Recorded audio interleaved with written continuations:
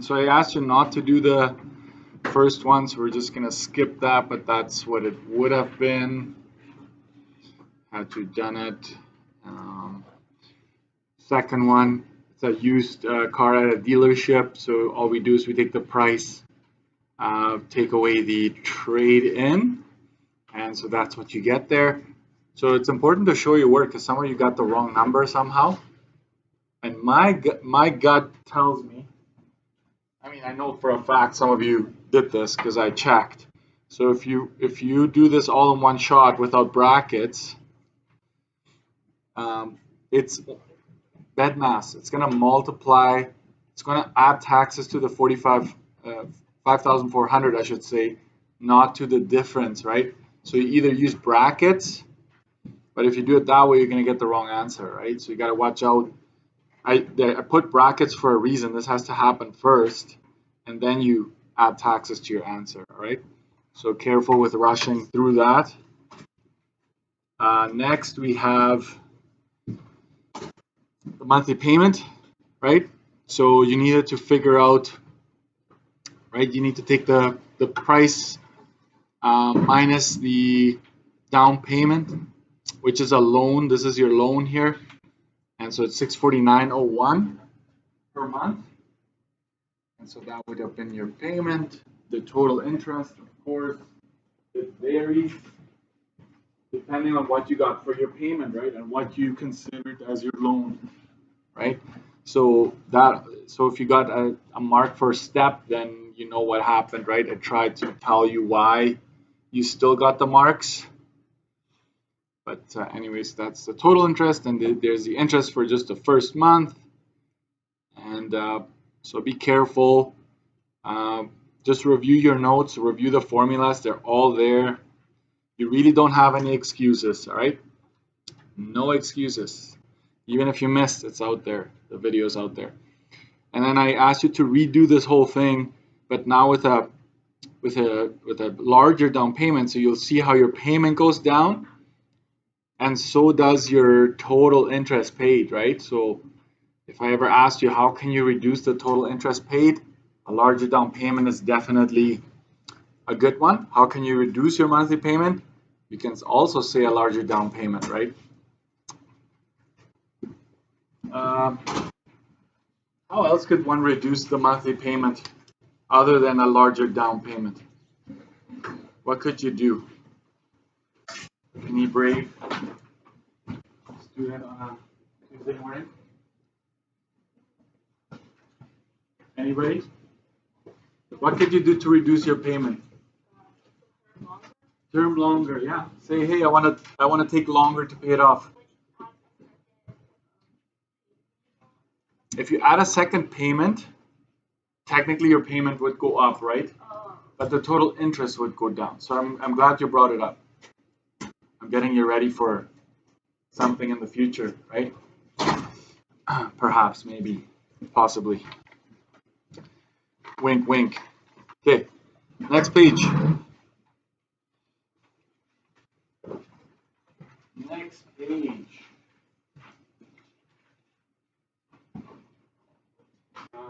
You know what? Overall, what I like is I don't think I saw a single blank here. So I can deal with that. The rest, of course, sometimes if they were too similar, then you would have lost half a mark, maybe 1 mark. So make sure they're distinct. I talked about that already. Safer. Why is it safer? Don't just say because it's new. Make a reference to it has. You can say either is equipped with the latest safety features or it needs to meet higher safety standards, right? New cars need to meet that safety standard. So be specific. I talked about lower maintenance costs. Why? Because there's a warranty. Don't just say because it's new, right? Why specifically? Some of you say, oh, because it's easier to get parts. I would actually disagree with that. Used cars, the older the car, the easier it is to get parts, actually, because there's a lot of wrecked cars already. So there's like used parts you can buy brand new parts. It probably becomes easier. So you gotta just go by what I gave you in the book, okay? Next, you have, you won't always get a table like that, but the province does like tables, so I'm obviously gonna use some of that to get you ready. And so the sticker price, if you go back to the sticker price, it's basically everything like options, freight and PDI, air tax, tire tax. That's all included in your sticker. And then to get your total after tax, you take away the trade-in from here, and basically becomes, it's a new car, but it's the same as a used dealer formula, right? You still come up with the same answer. Let's keep going. This one, I kind of took the hit on this one. Some of you, I did not tell you 2 years, right? So a lot of you stopped after the first year. And I just said, okay, I'm not going to take any marks off, even though I kind of meant for a 2 year period, but that's okay. This is the number I was really after, but I honored that one as well. However, on this side, it had to be the 23,069, right? Because it does say 2 years specifically, right? So I was kind of okay with that because you really had to still go through all the steps to get there, right? So I just left it.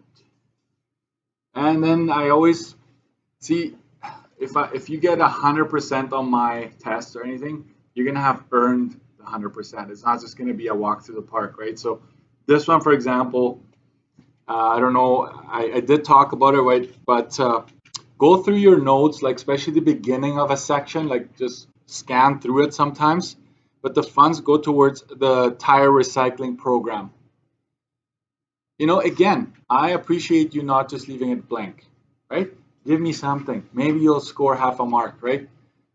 So way to go. And then this one, a car will lose up to 40% of its value in the first 5 years. If you were within 10%, I gave you half a mark. How's that? So if you said 50, I give you half a mark. If you said 30, I give you half a mark. But if you were anything above or below that threshold, then 0, okay? So there we go. Next page, last one, leasing.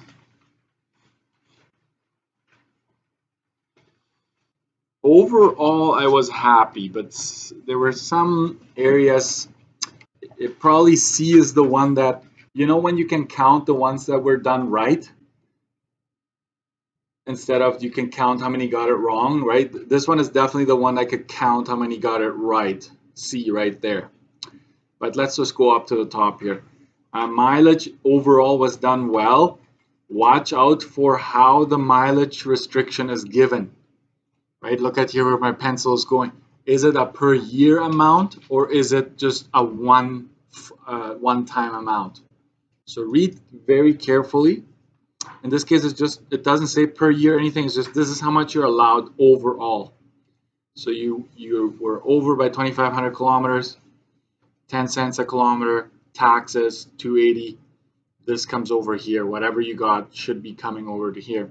So the total lease is just the lease that's down, all payments and the mileage. That would be that. Okay, that would be the answer I'm looking for there. And then it says calculate the cost to purchase the car, like just the cost of purchase, not the lease including purchase. That's why you need it. If I saw this number, you got half a mark because you were adding taxes to the residual value. So if you have that, you get half a mark already. Way to go. Like I see a lot of you, you're thinking it through, you're highlighting, you kind of, you know what you're doing. And it doesn't just come like you need to prepare for things like this, right? Advantage and disadvantage of leasing. Advantage would be lower monthly payment. Disadvantage, probably mileage restrictions. You can't customize it. It's not yours to claim as an asset or collateral towards a loan, and it goes on and on, right? If you said safer, if you buy a brand new one and finance it or lease a brand new one, they're still both considered safe. So you gotta watch out there. If you say you always have a new car because you keep on leasing, that'd be that'd be okay. So be very specific to the situation. And number two on this last page, I was actually quite impressed. Quite impressed because I hadn't spent a whole lot of time on this. But I've done yesterday's AC, right? I'll give you that back as well. So if you're given the fuel economy, right, you plug it in like that, figure out, right, on 570 kilometers, how many liters, and that should be this. And then to figure out the cost, you grab your liters, multiply it by the gas price, and that's it.